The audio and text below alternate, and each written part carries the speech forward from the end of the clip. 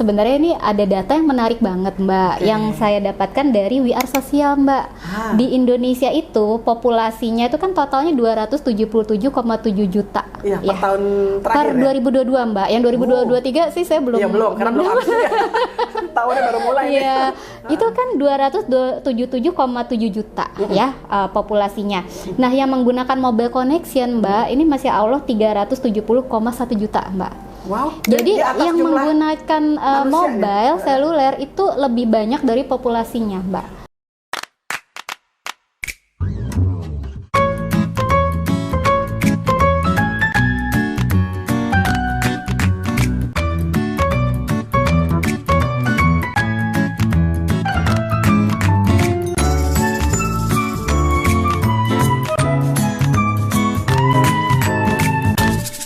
Assalamualaikum warahmatullahi wabarakatuh. Apa ya bilangnya ya, kanal bisa, panggung bisa, tapi intinya sebagaimana banyak Mbak ya, Mbak Ica yang juga dosen, yang ngartis gitu ya, bahas sesuatu. Jangan cuma makan-makan atau foto-foto aja. Nah, untuk itu hari ini saya datangkan nih sahabat saya, namanya Bu Santi, Mbak Santi, Kak Santi, whatever. Mbak Santi Rimadias, dan Mbak Santi Rimadias ini adalah sesama pengampu. Artinya ahli di bidang kemarketingan ya, pemasaran dan digital. Nah, tapi ada beda-bedanya. Karena hari ini juga nanti ada success story dari UMKM teman aku ya, dan teori. Betul. Nah, untuk itu kita persilakan Mbak Santi menjelaskan mau bawa apa sih acaranya. Selamat siang. Duh, ini Mbak Ica makasih banyak ya. Ini perkenalan dulu, saya Santi School. Ini Muka kita mirip ya. Jadi waduh ya Allah, jauh kali Mbak. Karena kayak Ciki, kembaran Ciki, cuman lebih pinter.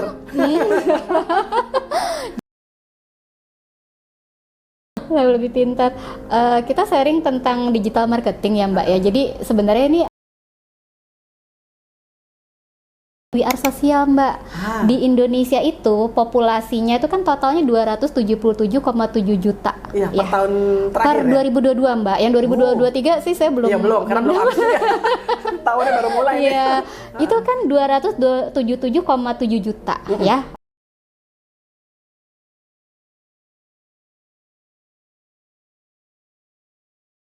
Yang menggunakan mobile seluler itu lebih banyak dari populasi.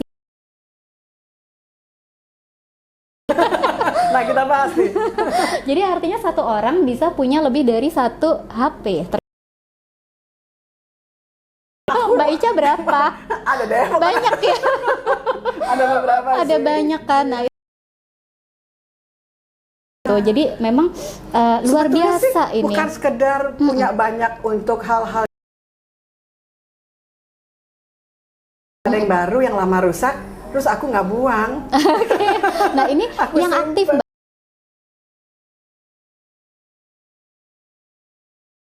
Kan itu lebih banyak dari populasi manusianya sendiri gitu. Jadi bagus buat marketing.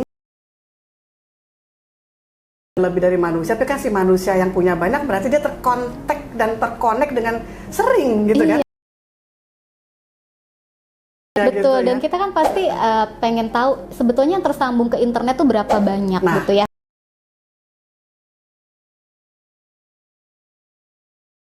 Jadi hampir semuanya gitu ya. Jadi mayoritas ya Mbak. Jadi kalau kita lihat 73,7% Mbak. Gitu. Ini kan pasar internet di Indonesia itu peluangnya luar biasa gitu. Nah, nanti datanya ada nih guys. Iya. Nah, terus kan kita pengen tahu juga Mbak. Sekarang kalau misalnya saya tanya di kelas gitu ya, misalnya Mbak ya, teman-teman satu orang tuh beragam luar biasa, pakai menggunakan WhatsApp, Instagram, Facebook, terus TikTok Mbak, terus dengan segala sosial media itu 191,4 juta, Mbak, gitu. Jadi itu mereka tuh satu orang itu bisa di banyak channel, gitu. Walaupun kalau misalnya itu pasti baby boomer ya, atau misalnya TikTok, konon kabarnya tuh generasi. Tapi kalau ngelihat di monetisasi, aku punya kanal YouTube tuh ya lucu juga nih, tiba-tiba itu kok makin turun umurnya, makin Z. Akhirnya aku curiga ini jangan-jangan mahasiswa. Memang kontennya itu keterima memang sama usianya usia yang Z gitu. Enak gitu kan, maksudnya didengar itu enak, mudah diikuti. Itu kan sebenarnya Mbak yang mereka suka. Karena dia fun gitu. Jadi kalau yang serius-serius susah Mbak masuk. Itu juga pengaruh loh Mbak. Pada waktu aku tes lagi, bener nih orang Indonesia. Coba 10 awalan, 10 akhiran, 3 sisipan. Nggak ada. Iya, tapi insya Allah ini sih Mbak, ya tetap diarahkan lah ya. Tapi emang pasarnya begitu, jadi emang pertama harus di atas rata-rata, karena ngajarin juga bahasa Indonesia, apapun fakultasnya gitu ya, apapun majornya. Kedua,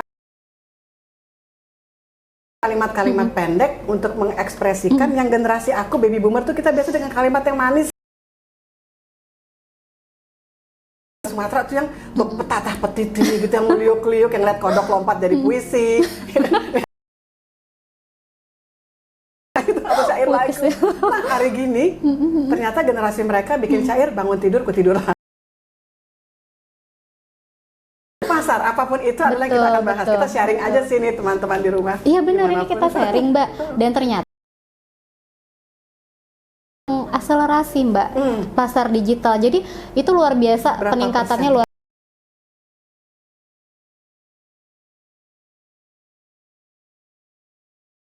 Mbak ya, 52% Mbak e-commerce. Wow, itu karena cuma di rumah aja kan ya? Iya, di rumah aja. Jadi misalnya ada PPKM gitu ya Mbak ya, itu ternyata kan kita nggak boleh kontak dan sebagainya, menghindari gitu ya Mbak ya.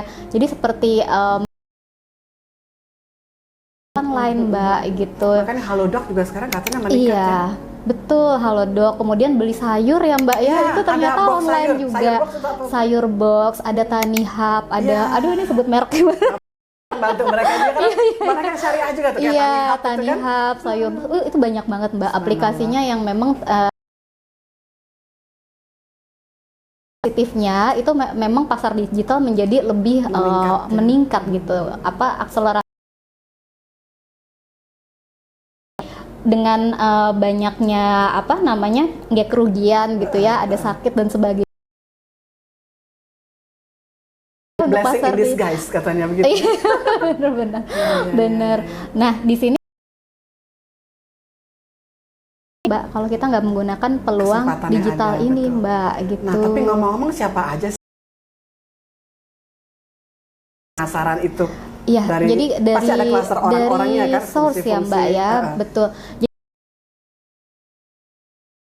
punya data Mbak Ica, datanya ini menarik Mbak ya. Jadi tingkat kepercayaan terhadap dosen, nomor berapa dosen? Dosen itu nomor 3 terpercaya, alhamdulillah. Teman-teman, guys, para dosen ternyata satu nomor 2 siapa? Coba tebak Mbak, nomor 1 siapa Mbak tebak aja nomor 1 siapa? Ya?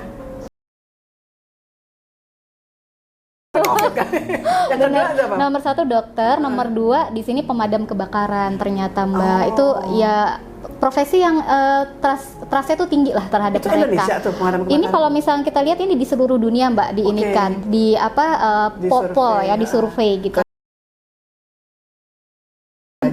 Emang mereka tuh kayak pahlawan tuh para pemadam kebakaran karena sering terjadi. Tapi kalau di Indonesia dibutuhkan karena sering mati lampu kan? Iya kan. Atau ini kan di seluruh dunia, tapi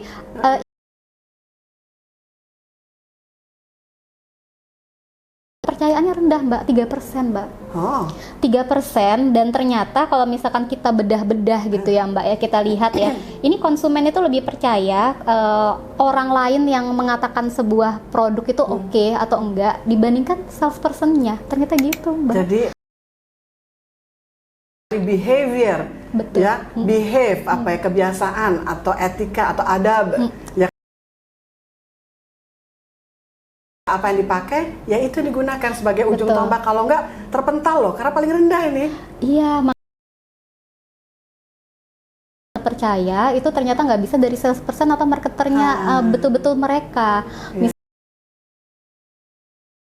Bisa bilang penjualnya itu ini nasi uduknya ini paling enak loh, paling enak aku loh yang bikin. Terus itu nggak. kalau orangnya iya kayak gitu Mbak, benar. Maksud lo iya kayak gitu. Tapi kalau misalnya gitu ya Mbak ya, terus udah gitu cerita ke teman, rekomendasiin, apalagi seorang Mbak Ica gitu yang bilang ini enak loh nasi uduknya, ini dan nasi ini halal, dan ini halal dan gitu, itu ternyata yang seperti itu kasus, Mbak lebih terpercaya. Best practice nasi kebuli Bang Moh. Oh ya, nanti kita coba ya. Asik. Mau dong. Ya kalau tadi pagi kan baru sarapan samosanya sama capati, nanti kita coba nasi kebulinya. Asik. Kata Marisa, ini benar dipercaya, endus. Wow. Endang itu enak nendang dan halal. Bener-bener itu review Mbak, review atau testimoni ya, ternyata itu powerful banget Mbak buat merek Mbak Ica ternyata, karena ya seperti itu kan, everybody is a media ya Mbak. Semua orang adalah media. Mungkin kalau Mbak Ica kan memang udah public figure, influencer, itu dari Allah, memang media. Walaupun umurnya sebegini, tapi kadang-kadang yang masih dicari, masih dipercaya, dan alhamdulillah gitu ya, tinggal menjaga integritas. Dan kemudian ketika mulai dipercaya, ya mulai membawa pesan-pesan kebaikan, ya kan? Jadi dakwah, karena bukan ustazah kan? Jadi mau apa doang kebaikannya? Ya udah sampaikan yang baik, baligu ani walau ayah. Jadi sampaikanlah walaupun cuma 1 ayat. Iya, setuju banget. Aku bawanya tuh kabarnya halal, Al-Baqarah 168. Udah. Ya kan udah begitu. Betul, Mbak. Aku lagi pengen tahu juga kira-kira kalau gue ngomong nih, gue dipercaya nggak sih sama publik? Ternyata guru nomor 3. Nomor 3. Ini kan not bukan bad ya, aku, Mbak Iya. Santi dan dosen-dosen lain, ibu guru, bapak guru lain juga begitu. Tapi ini menarik banget sih Mbak studi ini. Jadi kalau dibawa ke dunia pemasaran, memang review itu powerful, testimoni powerful. Kita nggak akan langsung percaya kalau marketer itu ngomong A atau B kalau orang-orang sekitarnya belum bilang emang iya gitu, memang bagus. Kalau gitu. begitu nih, pasti teman-teman di rumah ingin tahu siapa aja sih, mungkin Bu Santi atau Mbak Santi boleh dibacakan nggak dari yang nomor 1 sampai buntut? Biar mereka tahu, walaupun juga nanti caption ada ya. Boleh, nanti kita konfirmasi nih, kira-kira ada yang tertinggal nggak sih dari riset ini sehingga kita bisa terbuka buat riset berikutnya. Boleh, ini ada loh elemen-elemen komponen kelompok-kelompok manusia lain, punya profesi lain yang mungkin bagus juga kalau diteliti, karena nggak termasuk. Monggo, coba ya Mbak ya, ini nomor 1 dokter, 2 pemadam kebakaran, 3 guru, dosen, dan sebagainya. Yang keempat itu perawat Mbak. Baru yang kelima itu dokter ya, dokter gigi ya di sini. Dokter gigi bukan dokter? Dentis. Oh dentis. Si dokter nggak dipercaya? Oh dari atas tadi ya? Iya, jadi ini spesifik lagi, ternyata itu dentis. Terus ada di bawahnya akuntan Mbak, ternyata Mbak akuntan. Coba siapa para akuntan, dosen-dosen masuk surganya ke-6 ya? Tapi lumayan di atas ini juga. kan data di dunia, nanti kan di sana Allah yang gitu ya. Nah terus begitu ada lawyer Mbak, terus musisi. Lawyer dipercaya? Iya. Kayak aku sih ngerasa waktu aku jadi lawyer kekurangan kepercayaan. Nah, tapi mungkin ya itulah persepsi yang memang terbentuk ya Mbak. Ini dunia sih Mbak, iya, gitu. Jadi ini bisa kalau Mbak Ica nanti riset di Indonesia ini bisa ini Mbak. Jangan-jangan anjlok tuh ke bawah. Nah, nggak tahu nanti hasil risetnya gimana. Karena sistem pengadilan Indonesia itu kan dead law, bukan the living law kayak di Amerika Serikat. Kita nggak punya juri system. Para hakim itu mau dia S1, S2, S3 atau profesor, keuangan yang maha kuasa patut diduga, nggak semua tentu ya. Tapi kemudian juga kita tahu, ya hanya hakim sama Tuhan yang tahu waktu ngetok palu gimana. Betul. Kalau di Amerika Serikat kan the living law membiarkan ada publik ikut serta melalui juri. Yang diambil random gitu loh, sesuai dengan kompetensinya gitu. Nah itu butuh riset berarti. Ya, jadi kalau lawyer dipercaya, aku agak really? Kayaknya bukan Indonesia, bener karena dunia ya. Oke. Lanjut ya Mbak. Selanjutnya profesional musisian. Nah, suamiku dong sama anak-anakku pengamen kan? Iya, Dipercaya? Dipercaya. Oh, bisa jadi pembawa berita nih. Jar, kasih tau Pak Ikang sama Bella Ciki. Percaya. Mungkin hasil karyanya itu ini kali ya Membawa Mbak ya, pesan, membawa ya. pesan Iya, gitu ya. Terus terkait sama personal branding dan sebagainya ya. Kayak bisa Berarti Michael Mbak Jackson kan bicara mengenai Ebony and Ivory tentang apa ya, tidak ada perbedaan ras di dalam apa yang menjadi manusia. Iya, ya. ini contohnya ke sana ya Mbak ya, berarti ya artinya ya. Cat Steven yang menjadi Yusuf Islam. Oh, iya, betul, Ya kan, betul. apa namanya? Banyak deh, aku banyak lupa banyak. ya. Tapi itu ternyata trustnya di sini oke lah ya Mbak ya. Bimbo, sejadah panjang. Oh iya benar. Ya, terus apa lagi tuh yang Pesan-pesan religi itu melalui maksudnya ada 5 perkara ya Mbak sebelum ya. tua ngapain, sebelum mati. Apa sih? Pokoknya lagu ini bagus banget deh. Pesan Iya. banget dalam kehidupan. Artinya pesan lebih mudah untuk diterima juga ya, Ketika melalui musik, melalui melodi. ya melalui melodi ya Mbak ya. Terutama kalau syair-syairnya itu ada repetisi dan sing along. Jadi orang bisa ikutan nyanyi, sehingga dengan demikian kan ya itu kayak practice make perfect gitu loh. Orang Betul. dari telinga audio terus mengkristal di bawah alam sadar, kemudian jadi behavior baru gitu loh. Berarti emang penyampai pesan bagus. Oke. Ya, benar-benar. Bisa diterima. Nah, terus kemudian di bawahnya tuh ada software developer, Mbak. Jurnalis, Mbak. Jumpa wartawan. Barista. Betul, Yang bikin barista. kopi? Iya, betul, Mbak. Betul. Kenapa ya? Saya pernah ada mahasiswa ya Mbak ya, yang dia tuh memang profesinya selain dia mahasiswa, dia barista juga. Ternyata selain bikin kopi, itu mereka harus baca perilakunya orang seperti apa gitu loh. Jadi kan dia cerita gitu ya, ngambil sertifikasi bikin kopi itu harus detail dan sebagainya, tapi juga harus menyesuaikan dengan apa pelayanan prima ya mungkin ya Mbak ya, ini service ya excellence. Service excellence gitu. Jadi harus tahu lah orang itu senangnya gimana gitu. Itu mungkin yang bikin trust juga terhadap profesi mereka. Iya. Mereka mengapresiasi manusia gitu, nggak hanya produknya, seperti itu. Khususnya misalnya kok kedai kopinya halal. Nah, Berarti kan ya. ada kepastian bahwa mereka nggak memakai hal-hal yang haram. Betul. Dari misalnya creamer yang mengandung porsin atau ada alkoholnya, mungkin gitu kali ya juga Iya, ya. iya, betul. Oke. Terus ada customer service, Mbak, atlet. Nah, terus ada banker, Mbak, investment. Banker? Iya, betul. Nah, ini baru nih, Mbak, di bawahnya ini baru salesperson dan marketer. Gitu. Itu terakhir enggak? Bukan, terakhir ini ada lagi Mbak, ada stock broker ya, terus ada salesman juga, politician. Waduh, itu di bawah itu Mbak. Politisi, wahai para politisi dimanapun Anda berada, Anda kurang dipercaya. Nah itu Mbak, tapi sebenarnya kan apa ya, ini kan Gambaran hasil umum, gambaran ya. umum Iya, sebetulnya. Kita nggak bisa hanya mengandalkan survei ini aja. Dan juga mungkin gitu, ada Mbak. lokus spesialis ya, ada di lokasi mana tertentu ya kan? Iya betul. Tapi itulah Mbak, kalau kita balik lagi ke digital marketing, bagaimana membangun bisnis, ini memang insight banget, betul-betul memberikan insight gitu Mbak. Betapa nggak bisa hanya satu arah lah gitu Mbak. Nah, jadi gini Mbak Santi, ini kedepannya mungkin kita bisa tandem untuk meriset, karena gini, aku jujur menyukai YouTuber ya. Aku suatu saat yang lalu kan pernah bercerita dengan Mbak Nikmatul Roshida. Oh iya. Ya, yang dari Jawa Timur jadi TKI ke Hong Kong, ketemu suaminya yang bule ya kan di Hong Kong, dia sebagai guru dari International School di Hong Kong. Akhirnya sekarang punya rumah bagus sekali di Kanada, di Edmonton. Dapurnya lebih bagus dari dapur aku. Dan dia udah subscribernya kayaknya mendekati 2 juta loh. Wow. Gitu kan, aku meyakini income-nya udah besar sekali per bulan, per tanggal 21 ya. Aku biasanya tuh cair uangku dari YouTube tuh 21.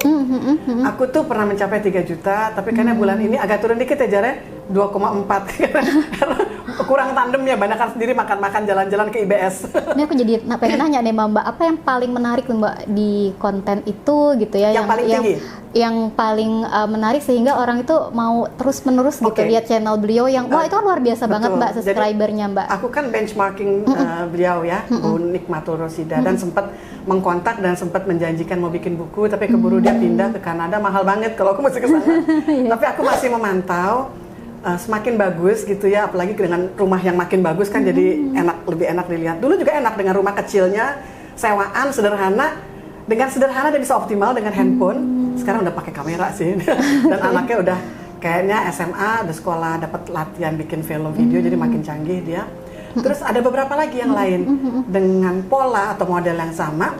Apa itu yang terbaca oleh aku adalah perempuan dengan survive hidup di luar negeri sebatang kara, quote and quote.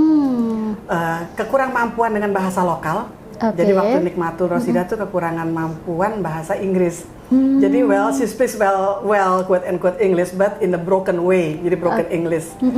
Terus ada lagi yang di Belanda, ada lagi yang di Cina, Shanti di Cina itu juga menarik sekali. Tapi dia udah mulai lancar bahasa Mandarinnya. Dia itu adalah chef di sebuah restoran sederhana, warung Padang, dan dia orang Padang. Gitu loh, belum pernah keluar negeri waktu itu, dan sekolahnya SMP atau SMA. Tapi dia sangat rajin bikin vlog. Gitu. Jadi sama seperti Ani, ibu rumah tangga, juga suami bule Australian.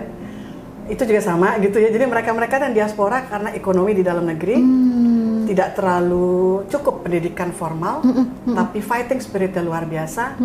Cuman punya kemampuan masak, cuman quote and quote. Yang cuman itu menjadi kekuatan. Dan kemudian nilai tambah dari yang diberikan Allah pada mereka adalah added value. Suami-suami mereka orang asing, orang bule atau orang Cina atau orang Jepang gitu ya. Dan mereka berbahasa lokal setempat asing yang kita pengen tahu. Kan kita nih kepo lah istilahnya kan. Iya, betul. Apa sih kehidupan mereka pagi hari bangun tidur? Makan apa sih mereka? Sebagian ada yang bicara mengenai halal, sebagian lagi ada yang enggak. Tapi kalau Ibu Nikmati Rosida tuh, aku kan pernah komunikasi juga, jadi aku bilang, Mbak, makin dimuncul-munculin itu halal-halalnya. Kan panjenengan atau sampean, kalau Jawa itu sampean gitu, pakai kerudung tuh sekarang, Mbok Yau gitu. Nasi Mbok Yau itu dikerjakan sama beliau. Jadi aku seneng.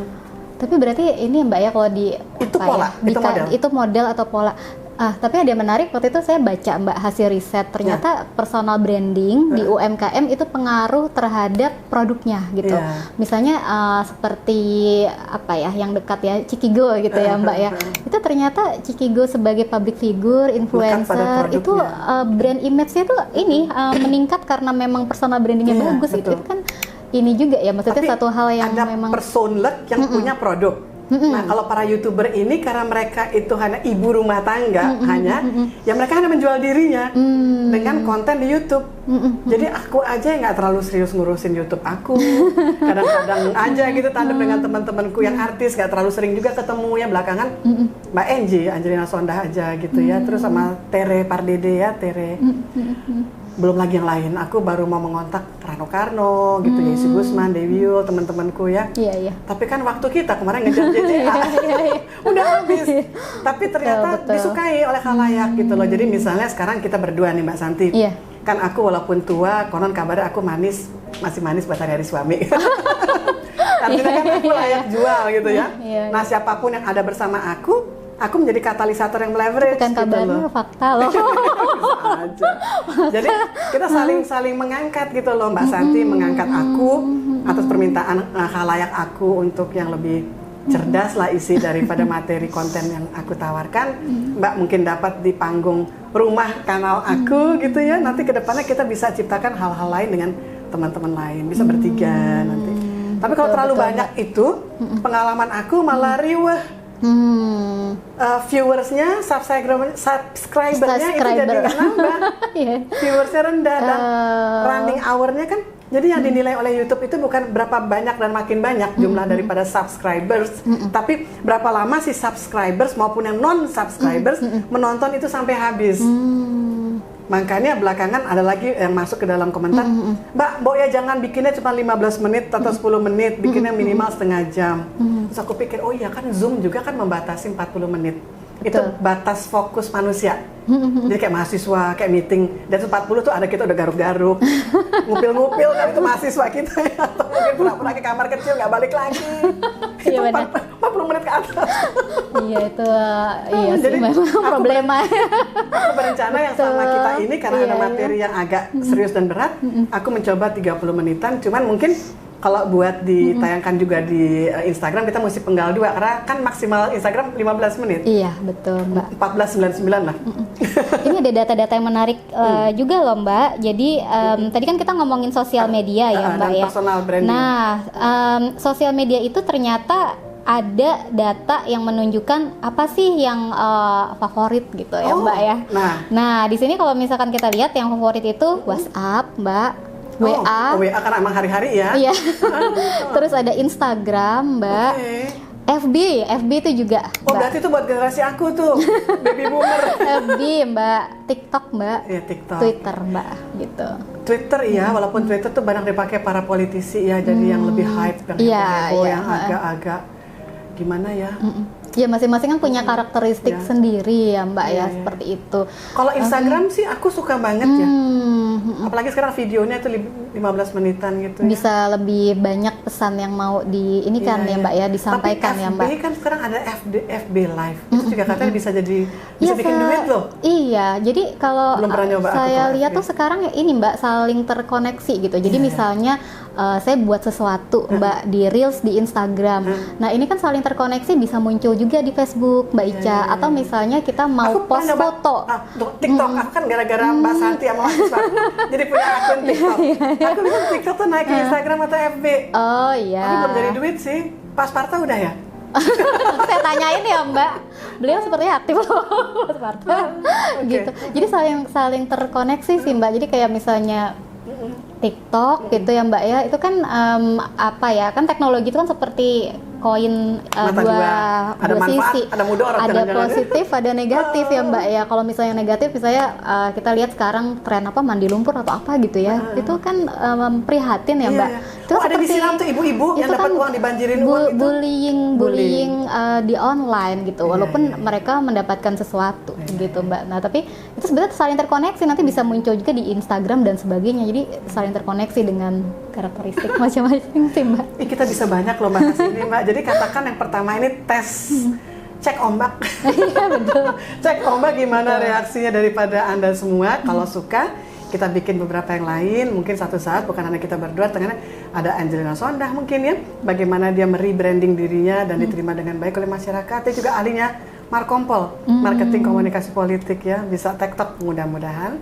Dan dia sangat Islami belakangan, dia ngajinya lebih banyak hafalan ayat-ayat daripada aku yang lahirnya Islam ya kan, maaf ya. Juga Terry Pardede, aku belajar banyak mengenai sejarah nabi-nabi dan Palestina gitu, subhanallah teman-temanku. Dan juga Dr. Karissa Grani, itu juga Masya Allah.